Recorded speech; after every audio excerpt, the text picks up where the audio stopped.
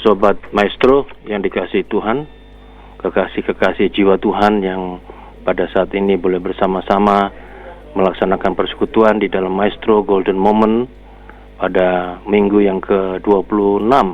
Saya catat di sini, sudah 26 minggu kita melaksanakan persekutuan ini bersama-sama, dan kita akan kembali lagi pada pagi hari ini belajar di akhir bulan atau minggu terakhir di bulan Januari, bulan pertama, sebab minggu depan kita sudah masuk kepada bulan yang baru ya, tanggal 31 minggu kelima, kemudian tanggal 1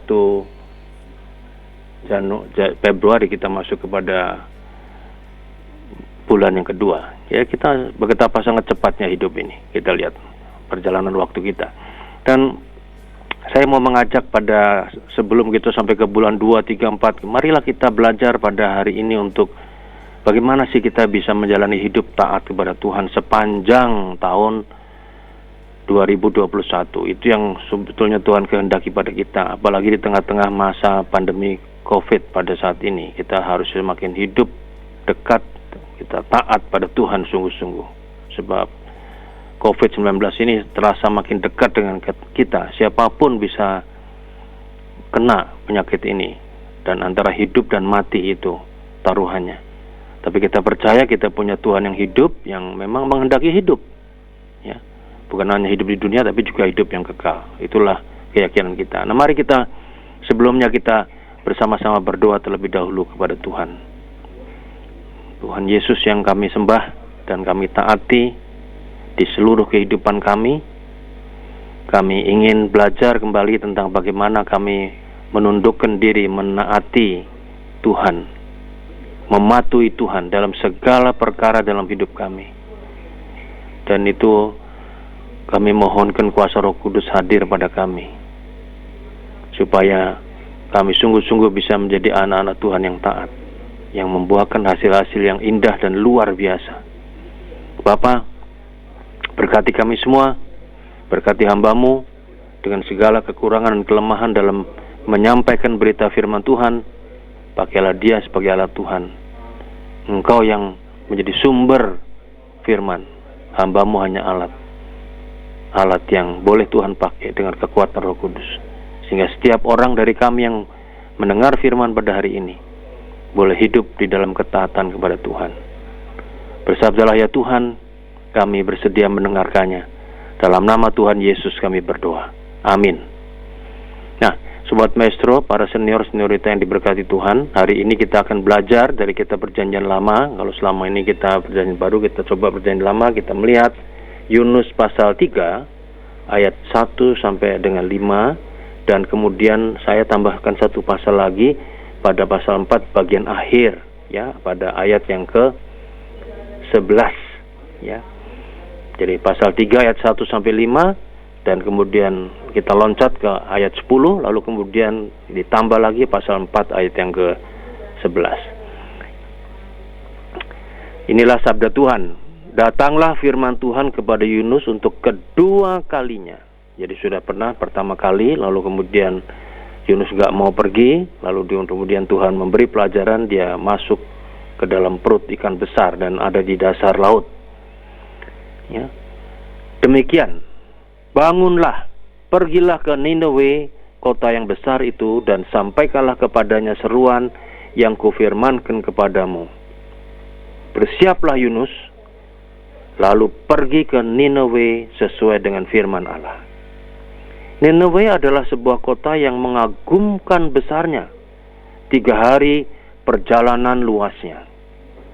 Mulailah Yunus masuk ke dalam kota itu, sehari perjalanan jauhnya, lalu berseru, 40 hari lagi, maka Niniwe akan ditunggang balikkan. Orang Niniwe percaya kepada Allah, lalu mereka mengumumkan puasa, dan mereka, baik orang dewasa maupun anak-anak, mengenakan kain kabung. Lalu ayat 10. Ketika Allah melihat perbuatan mereka itu, yakni bagaimana mereka berbalik dari tingkah lakunya yang jahat, maka menyesallah Allah karena malapetaka yang telah dirancangkannya terhadap mereka dan ia pun tidak jadi melakukannya. Lalu ayat yang ke pasal 4 ayat yang ke-11, bagaimana, kata Allah ya, bagaimana tidak aku akan sayang kepada Nineve, kota yang besar itu, yang berpenduduk lebih dari 120.000 orang, yang semuanya tidak tahu membedakan tangan kanan dari tangan kiri, dengan ternaknya yang banyak. Nah, itulah kata Tuhan ya, yang sangat mengasihi Nineve. Seniorita yang diberkati Tuhan, ada sebuah dongeng rakyat Korea yang sangat menarik, yaitu ada seorang wanita bernama Yun Ok merasa sedih sebab sejak suaminya pulang dari medan perang, suaminya mengalami perubahan perangai, perubahan tingkah laku, menjadi pendiam dan bahkan pemarah. Karena itu kemudian Yun Ok meminta obat khusus kepada seorang yang terkenal bijaksana untuk suaminya agar pulih kembali seperti sedia kala. Orang yang terkenal bijaksana itu bersedia meramu obat khusus untuk sang suami. Namun salah satu bahannya sangat sukar diperoleh, yaitu selembar kumis harimau yang masih hidup. Jadi bukan harimau yang mati. Harus kau sendiri yang mencabut kumis harimau itu dan membawanya ke sini, baru aku mau meramu obatnya. Demikian kata guru bijaksana itu.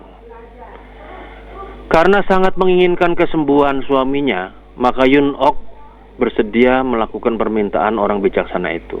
Diceritakan dalam dongeng itu betapa Yun Ok berjerih payah menjalin persahabatan dengan seekor harimau sampai akhirnya berhasil mencabut selembar kumisnya.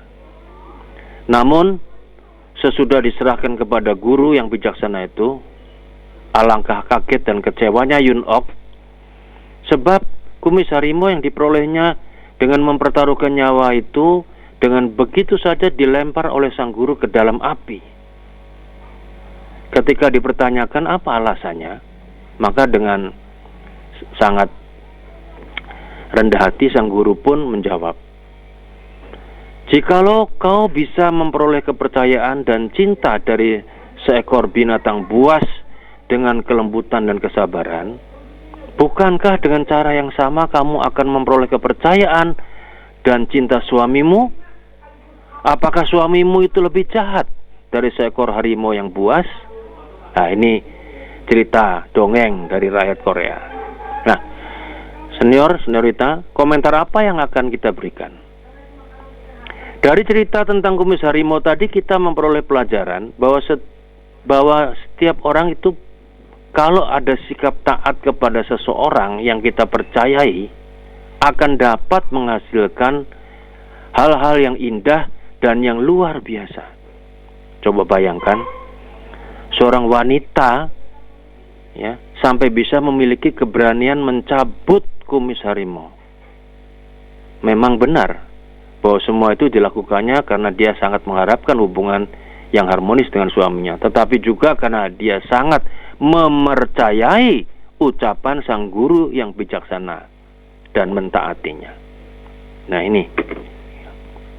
Nah, seniorita yang dikasih Tuhan, hari ini kita belajar Yunus nih.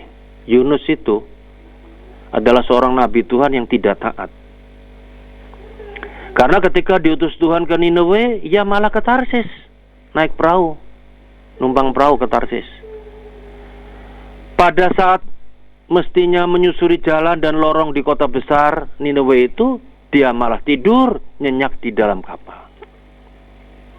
Ketika Tuhan memerintahkan ikan besar itu untuk memuntahkan Yunus ke darat, Yunus memperoleh kesan yang mendalam bahwa Tuhan masih menghendaki dia hidup. Saat untuk kedua kalinya Tuhan mengutus dia ke Nineve, seharusnya Yunus memahami dan menghargai Tuhan yang masih bersedia menjadikannya sebagai nabinya. Nah, apakah sekarang Yunus berubah menjadi nabi yang taat? Memang, sepertinya dia taat dengan berkeliling kota Nineve, menganjurkan pertobatan kepada seluruh penduduk kota, termasuk rajanya. Tetapi ternyata Yunus merasa jengkel dan bahkan marah kepada Tuhan. Mengapa Tuhan mengampuni sesamanya yang bertobat itu? Kejengkelan dan kemarahan Yunus, meskipun dia melakukan perintah Tuhan untuk menganjurkan penduduk kota Niniwe bertobat, dan itu dilakukannya, tapi kejengkelan dan kemarahan Nabi Yunus membuktikan bahwa dia tidak bisa disebut nabi yang taat. Nah, saudara-saudara yang dikasihi Tuhan Yesus Kristus, apa yang dapat menandai sebuah ketaatan? Yunus tidak pantas disebut taat, karena ketaatan yang dituntut Tuhan adalah yang disertai keikhlasan. Ya, tidak dengan kemarahan dan kejengkelan. Yunus jelas tidak pakai keikhlasan ketika keliling kota Niniwe memberitakan Injil pertobatan. Itu terbukti dari kejengkelan dan kemarahannya kepada Tuhan, meskipun pelayanannya berhasil membuat orang-orang Niniwe bertobat. Tanda orang taat adalah ia harus bisa menyatu hati dengan yang mengutusnya. Nah, ini saya sebut ketaatan batin. Ya. Sikap menerima, jiwa terbuka, batinnya ikhlas. Seperti kisah dongeng ketaatan Yun Ok, seorang istri yang ditugasi orang bijaksana untuk mencari kumis harimau yang masih hidup, dan dia mendapatkannya. Ya, karena di samping ketaatan batin ada ketaatan lahir. Ketaatan lahir ini adalah ketaatan yang dimotivasi hal-hal yang negatif. Ya, seperti misalnya anak yang taat karena diberi hadiah. Kalau nggak ada hadiah, cenderung tidak taat, bisa rewel, bisa membantah, bisa berontak pada orang tua. Atau anak taat karena takut. Takut ancaman, takut dimarahi, takut dihukum. Seperti seekor binatang peliharaan, sebut saja anjing, yang taat karena diberi makan enak. Taat karena takut dipukuli sama majikan. Jadi taat tuh, anjing itu taat sekali. Nah, kita tidak bisa melakukan ketaatan lahir seperti ini. Karena kita ini anak-anak Tuhan. Kita harus punya ketaatan batin. Siap menerima, jiwa terbuka, dan batinnya ikhlas. Jiwanya harus bisa menyatu dengan yang mengutusnya, yang memberikan perintah. Itu yang terutama. Demikian juga kalau kita bicara hidup dalam ketaatan pada Tuhan, jiwa kita itu harus bisa menyatu hati dengan yang memberi perintah, yaitu Tuhan. Di situ. Hidup kita ini kan ditugasi Tuhan untuk dapat melayani Tuhan melalui pelayanan kita pada sesama.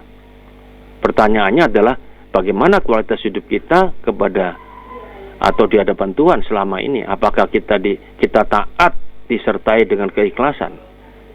Ya, saya khawatir bahwa mungkin kita sudah jadi orang Kristen puluhan tahun, tapi banyak di antara kita yang katakanlah kualitas hidupnya itu tidak seperti itu.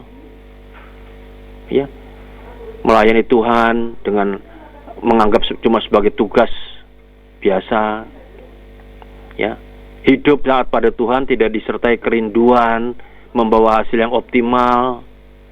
Ya, kita juga kadang-kadang terkesan bahwa kualitas hidup kita ini kalau kita taat itu ala kadarnya saja. Ya, kalau lagi seneng ya taat, nggak seneng ya nggak taat. Seperti Yunus.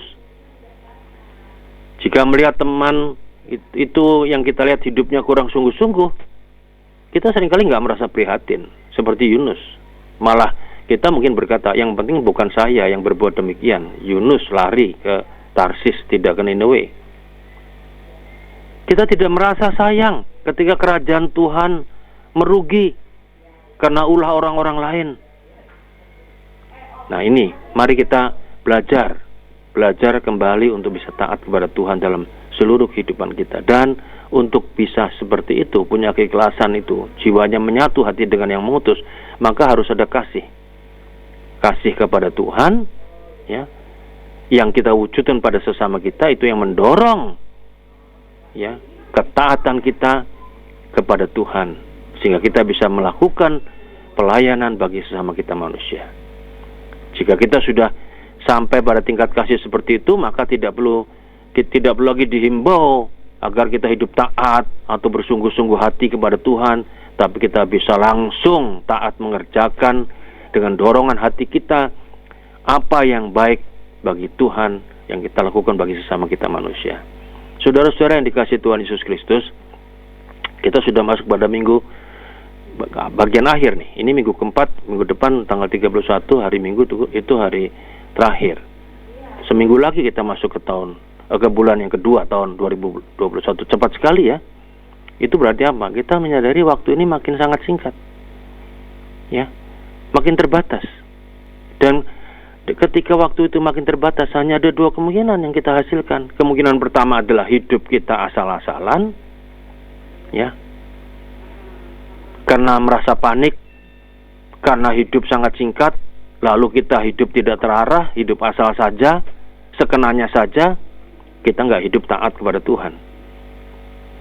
Kemungkinan kedua, sebaliknya, menjadikan hidup kita lebih bermutu, pilih mengerjakan yang paling penting, hidup yang berbobot, bermakna, dan kita taat kepada Tuhan. Hidup ini sangat terasa singkat.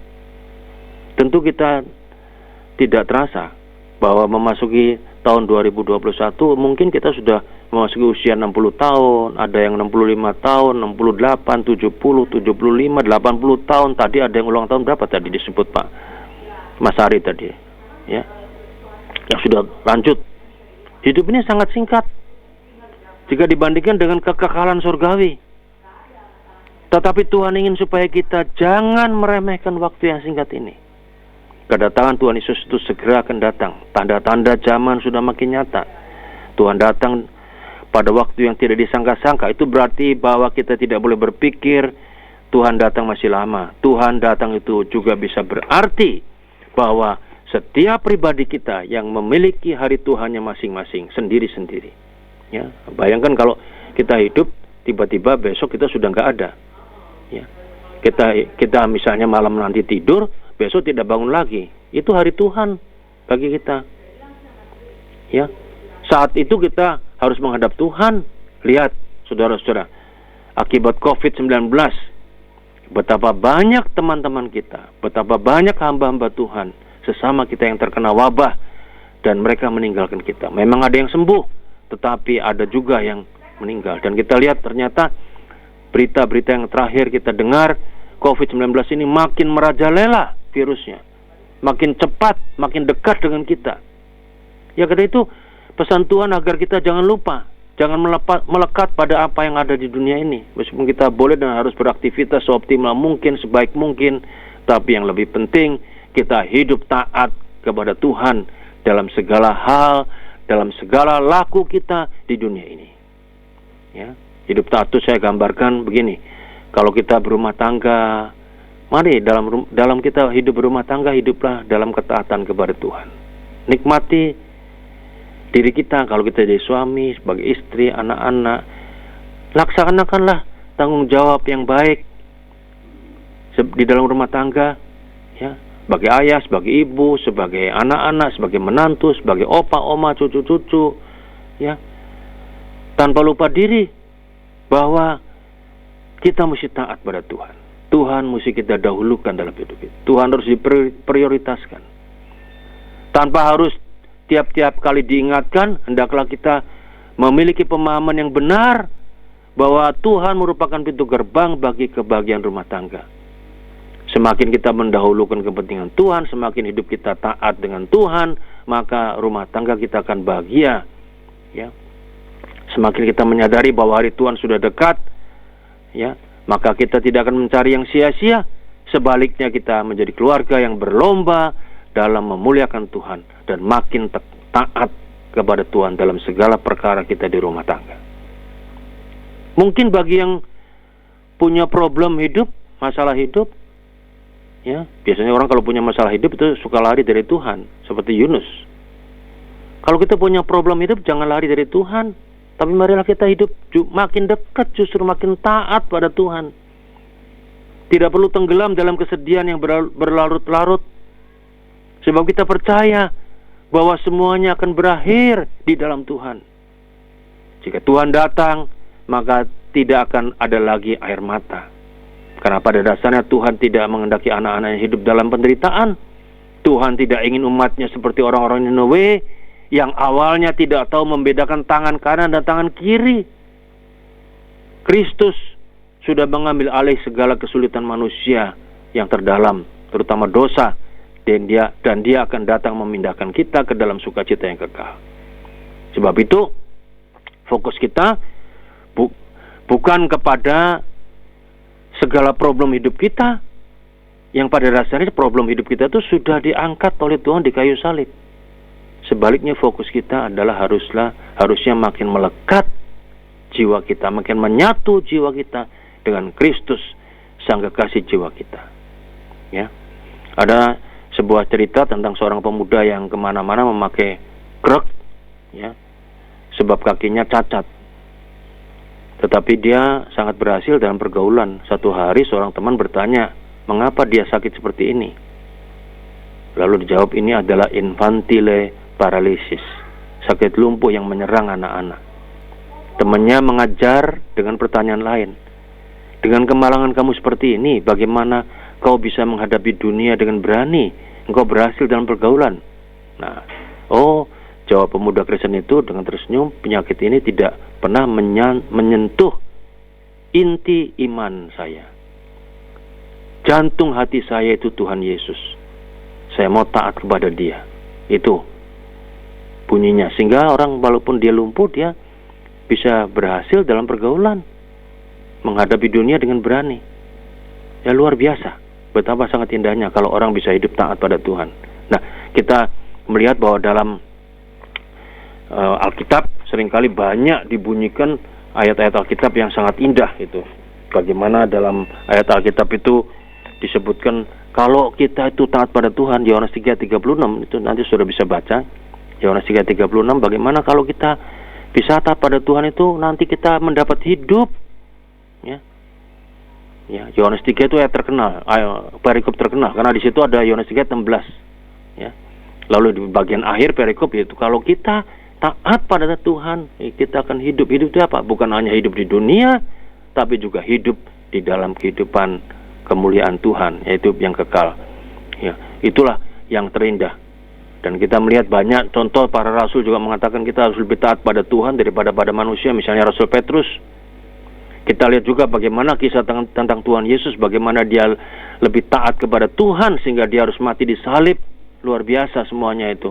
Jadi kalau kita boleh melakukan hal-hal seperti itu sepanjang hidup kita pada tahun 2021, saya yakin hidup kita nanti akan indah dan menghasilkan yang luar biasa. Seperti halnya seorang wanita istri yang namanya Yun Ok yang taat kepada sang guru dan akhirnya dia bisa memenangkan. Hidupnya indah dan luar biasa. Maukah kita hidup indah dan luar biasa? Mari kita belajar melakukan seluruh hidup kita sepanjang tahun 2021 yang masih tersisa 11 bulan 7 hari. Mari kita belajar mentaatkan diri kepada Tuhan. Karena hasil akhir daripada ketaatan pada Tuhan adalah hidup yang indah dan luar biasa. Amin.